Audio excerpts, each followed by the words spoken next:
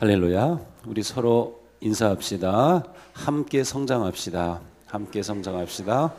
함께 성장합시다. 함께 성장합시다. 네, 함께 성장합시다. 네, 오늘도 우리 어린이들 환영합니다. 졸린데 엄마 아빠 따라서 오느라고 얼마나 즐거울까요? 네, 즐겁습니다. 그래요, 우리 청소년들도 환영하고 우리 청년들도 환영합니다. 네, 이번에는 좀 이렇게 원리적인 이야기를 하기 때문에 우리 어린이들은 조금 이해하는데 좀 어려울 수 있을 것 같아서 좀 제 마음이 편치는 않지만 그래도 또 하나님께서 영적인 지혜와 능력을 주셔서 아주 경건하고 훌륭한 하나님의 사람들로 또 세워질 줄로 믿습니다. 네, 찬양팀 감사합니다. 네, 평소에 이렇게 일찍 일어나지 않았는데 또 나오려니까 힘드시죠? 고맙습니다. 네, 미디어도 감사하고 안내해 주시는 분들 감사합니다. 자, 영적 성장을 위해서는 근본적인 변화가 있어야 합니다. 그런데 모든 성장은 출생을 전제로 합니다. 모든 성장은 출생을 전제로 합니다. 출생 없이 성장은 없습니다. 모든 성장은 출생으로부터 시작하는 거죠. 그렇다면 영적 성장은 영적 출생으로부터 시작하는 것입니다. 영적 출생이라고 하는 것은 죄인이 용서의 은혜를 통하여 영생을 선물로 받는 회심을 의미합니다. 이 같은 영적 출생은 근본적인 변화입니다. 조금의 어떤 마음의 감동이나 약간의 어떤 변화가 아니라 본질적인 변화입니다.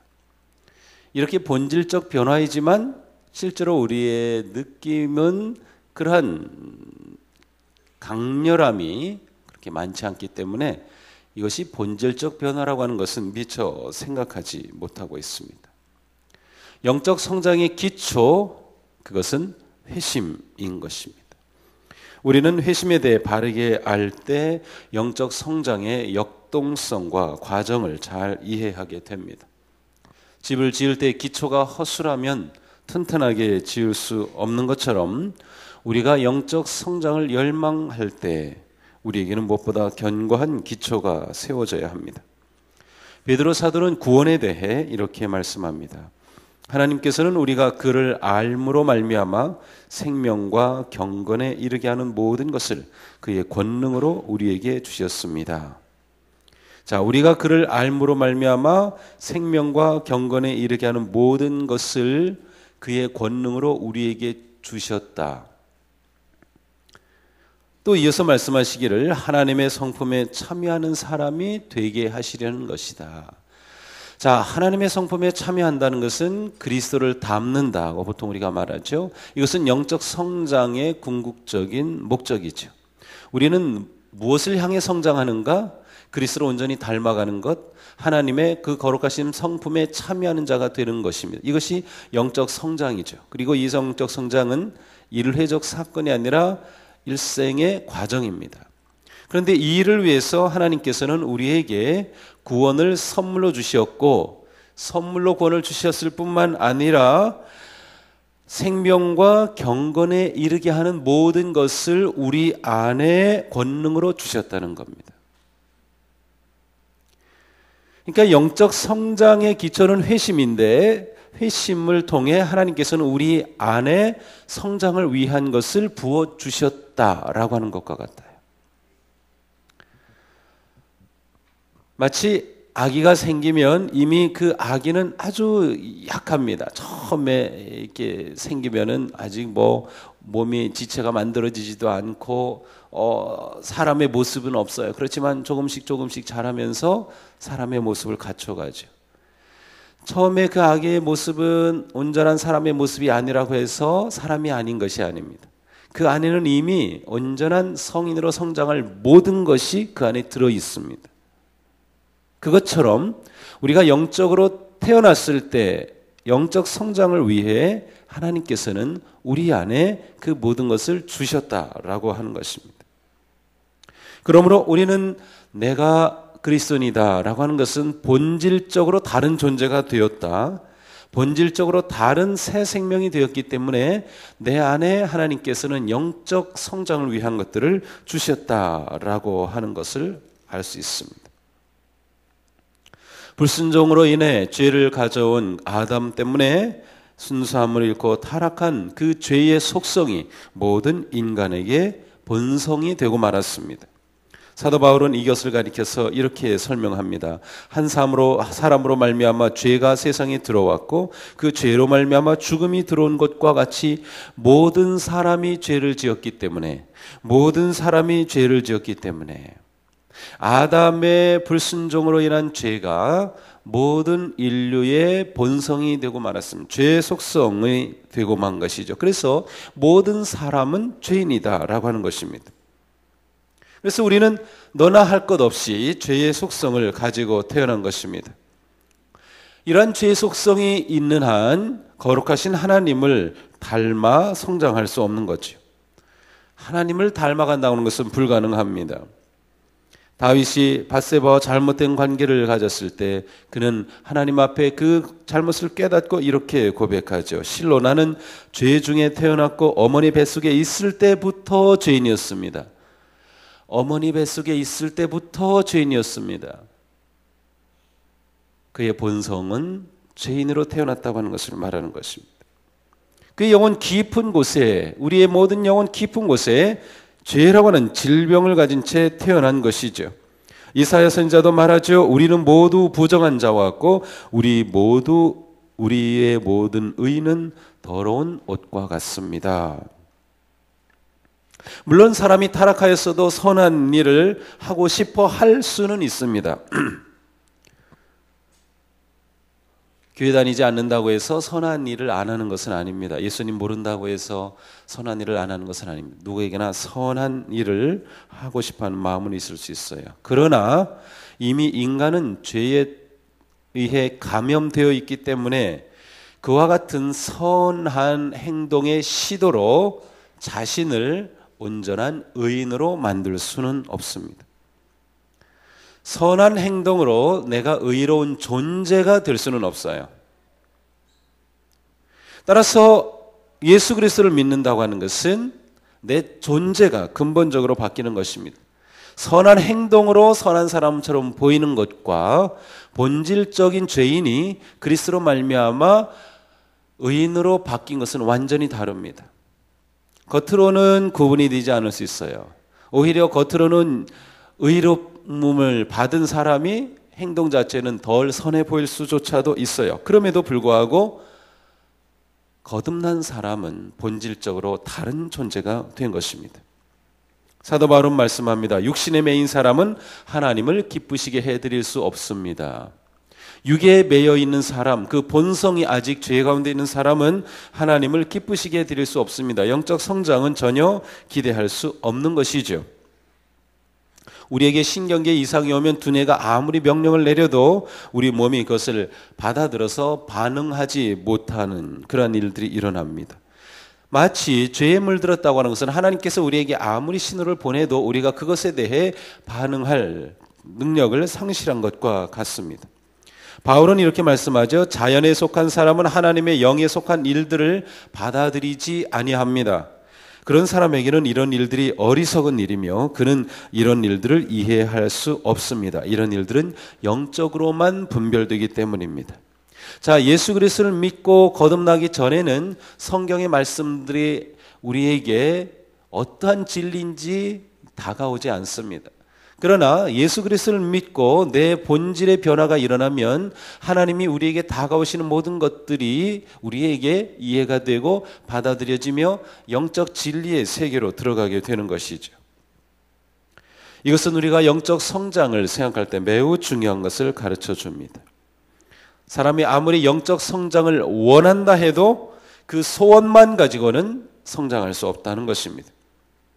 오늘 읽은 본문에서 니고데모라고 하는 사람이 주님을 찾아왔습니다. 그때 주님께서는 니고데모에게 말씀하시죠. 육으로 난 것은 육이요 영으로 난 것은 영이니 내가 네게 거듭나야 하겠다 하는 말을 놀랍게 여기지 말라. 번역이 약간 좀 어색하게 돼 있죠. 내가 네게 거듭나야 하겠다 한 말을 이상하게 여기지 말라, 그러한 뜻이죠. 니고데모, 이 사람은 굉장히 종교적인 사람이었습니다. 그의 행동은 아주 경건했습니다. 그는 지도자였습니다. 그런데 예수님은 그에게 내게 필요한 것은 거듭남이라고 말씀하십니다. 본질적 변화가 없이 종교적 행동, 종교적 모든 의로운 것들은 온전한 영적 성장에 이르게 할 수 없는 것입니다. 우리의 본성이 악한 것이 문제라면 결국 우리는 이 본성을 다뤄야 하는 것입니다. 우리가 본질적으로 다루어지지 않으면 온전한 성장을 기대할 수 없기 때문이죠. 그래서 사도 바울은 말씀합니다. 우리의 옛사람이 그리스도와 함께 십자가에 달려 죽은 것은 죄의 몸을 멸하여서 우리가 다시는 죄의 노예가 되지 않게 하려는 것임을 우리는 압니다. 우리는 죄의 노예 신분이었는데 예수 그리스도의 십자가로 말미암아 그 죄의 노예 신분으로부터 하나님의 자녀라고 하는 완전한 신분의 변화, 본질적 변화가 일어났다고 하는 것입니다. 옛 본성은 십자가에 못 바뀌었다고 하는 것입니다. 그래서 그리스도의 십자가로 인해 우리의 새 생명이 출발된 것입니다. 본질적 변화가 우리 가운데 일어난 것입니다. 물론 우리가 회심했다고 해서 우리 존재 자체가 완전하다고 하는 것을 의미하는 것은 아닙니다. 우리의 옛 본성은 죽었지만 아직도 죄의 잔재는 우리 가운데 남아있기 때문에 우리의 삶 가운데는 죄의 모습들이 있을 수 있습니다. 중요한 것은 우리가 영적으로 성장하기 위해서는 우리의 본성이 바뀌어야 되고 죄에 물든 본성으로서는 결코 하나님을 닮아갈 수 없다고 하는 것이죠. 회심이라고 말하는 이것, 거듭남이라고 말하는 이것이야말로 우리에게서 가장 중요한 출발점이 되는 것입니다. 바울은 선언합니다. 누구든지 그리스도 안에 있으면 새로운 피조물입니다. 옛것은 지나갔습니다. 보십시오, 새 것이 되었습니다. 우리는 새로운 존재가 된 거예요. 새로운 피조물, 죄에 물들었던 옛 본성이 그리스도의 십자가로 새로운 존재로 변화되었다. 바로 이 존재의 변화가 우리로 하여금 영적 성장의 길을 가능케 하는 것이죠. 이곳에 있는 분들 가운데서도 정말 내가 거듭났다고 하는 확신이 있는지, 내가 정말 거듭난 존재인지, 우리는 죄의 문제 가지고 씨름하고 있지만 내가 본질적으로 변화된 존재라고 하는 사실을 알고 있는지 분명하게 점검해 보아야 할 것입니다. 로마서 10장 9절에 말씀하죠. 당신이 만일 예수님은 주님이라고 입으로 고백하고 하나님께서 그분을 죽은 자 가운데서 살리신 것을 마음으로 믿으면 구원을 얻을 것입니다. 당신이 만일 예수님은 주님이라고 입으로 고백하고 예수님을 진정으로 여러분 심령에 내 주님이십니다라고 고백하고 하나님께서 예수 그리스도를 죽음에서 살리신 것을 마음으로 믿으신다면 그것으로 놀랍게도 본질적 변화가 일어난 것이에요. 그런데 우리는 본질적 변화는 엄청난 사건이기 때문에 무엇인가 엄청난 것을 해야 된다고 자꾸 생각해요. 무엇인가 엄청난 것이 일어나야 된다고 자꾸 생각해요. 그렇지 않아요. 얼마 전에 제 동생하고 이야기하면서 외국에 있을 때 한 무슬림하고 크리스찬하고 부부인데 이 무슬림을 복음을 전하면 이 아내인 무슬림이 이해하지 못한다는 거예요. 어떻게 구원을 받는데, 어떻게 의로운 사람이 되는데 아무런 행동도 하지 않고 그냥 예수님을 믿는다고 하는 그것 가지고 어떻게 의롭게 될 수 있느냐는 그 사실을 이해하지 못한다는 거예요. 우리에게도 그러한 것이 잠재적으로 있을 수 있어요. 내가 본질적으로 변화된 사람인데 그렇다면 엄청난 뭐가 있어야 되는데 도대체 그냥 예수님을 내가 믿는다고, 내 입으로 고백한다고, 마음으로 믿는다고 그것이 순간 내가 본질적으로 바뀐 존재가 된다는 것, 정말 우리가 머리로는 이해할 수 없어요. 그러나 그게 그렇게 쉬운 일인가요? 아니죠. 그리스도께서 십자가에 달려 돌아가신 그게 결코 쉬운 일이 아니었어요. 그리스도께서 나를 대신하여서 하신 것이기 때문에 내가 쉽게 느껴지는 것이죠. 정말 예수 그분은 나에게 주님이시고 그리스도이신가, 구세주이신가, 그분의 십자가의 죽으심은 나를 본질적으로 변화시키는 새 생명 피조물로 만들어주신 놀라운 은혜의 사건이었는가, 우리는 이 새벽에 물어보아야 하는 것입니다. 자, 우리가 진정으로 예수 그리스도를 믿고 내 삶의 주인으로 모셨다면 분명히 우리는 새로운 존재다, 새로운 본성을 부여받았다. 그렇다면 우리는 영적 성숙을 위해 모든 것을 부여받은 것입니다. 남편과 아내가 사랑해서 한 아기가 생겨나면 그 아기 속에 모든 가능성이 다 담겨지는 것처럼 우리가 그리스도 안에서 새로운 존재로 태어났을 때 우리에게는 이미 모든 가능성이 담겨져 있는 것이죠. 영적 성장을 위한 그러한 것이 우리 가운데 이미 담겨져 있다라고 하는 것입니다.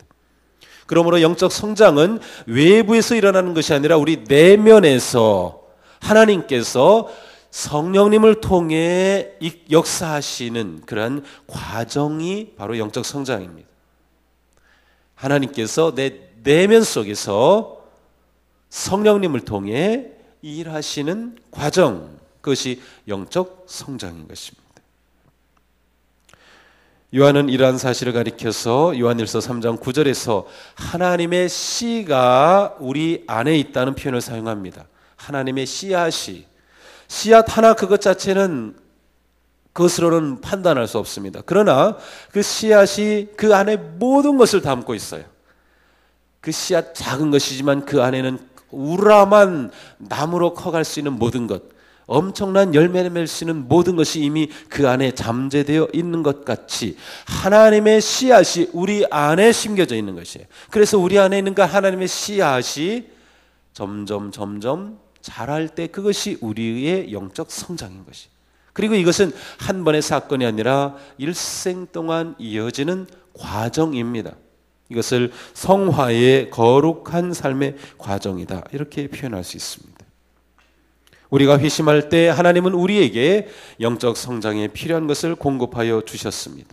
그리고 성령님은 바로 그것을 위해 우리를 위해 일하시는 분이십니다.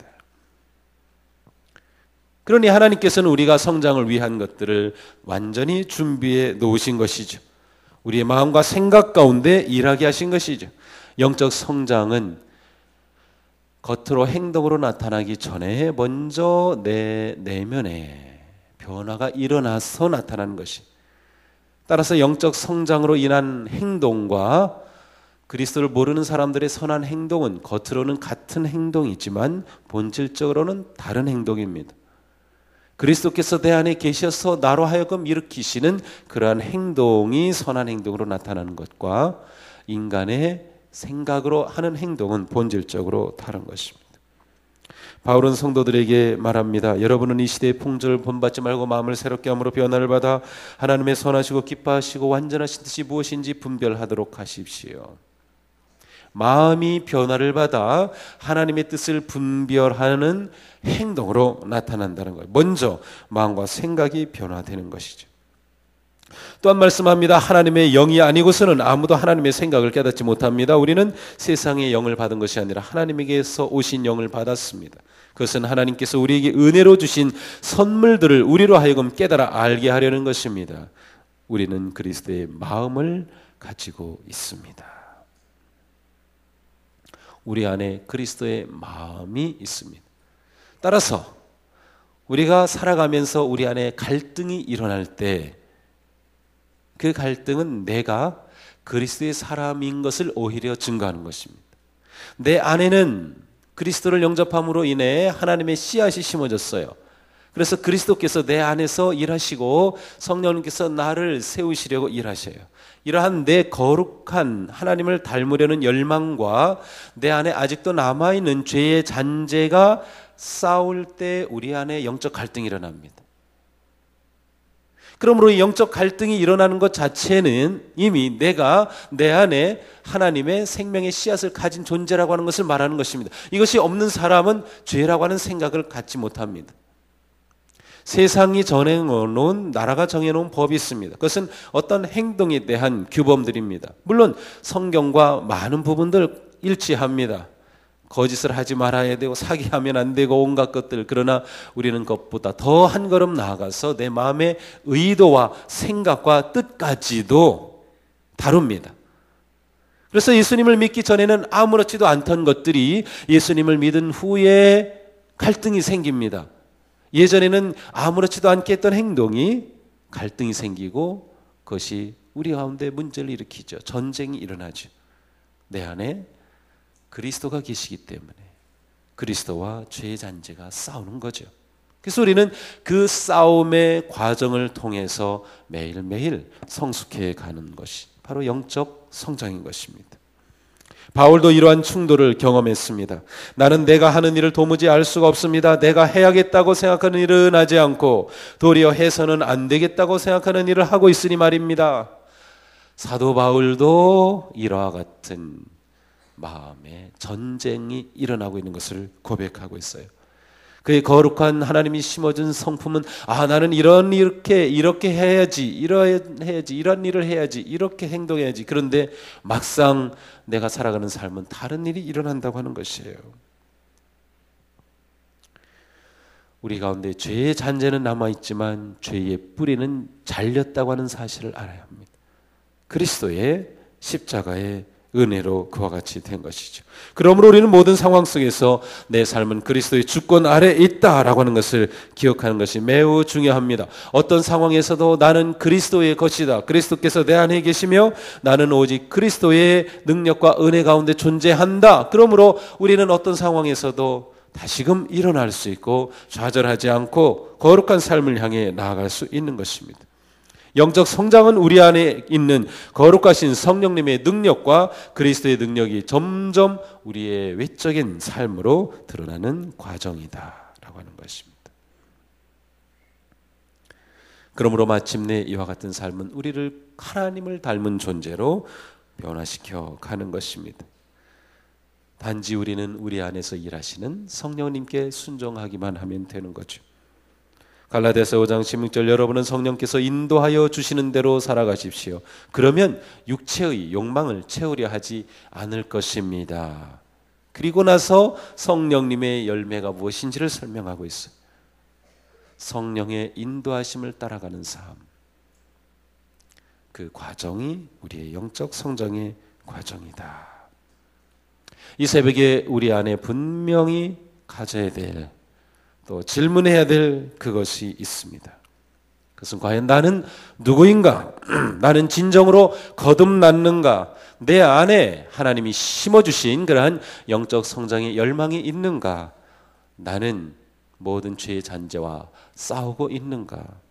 그리고 더욱 중요한 것은 하나님은 우리 안에 성장의 모든 것들을 이미 주셨기 때문에 넉넉히 싸워 이길 힘으로 우리를 도우신다고 하는 것입니다.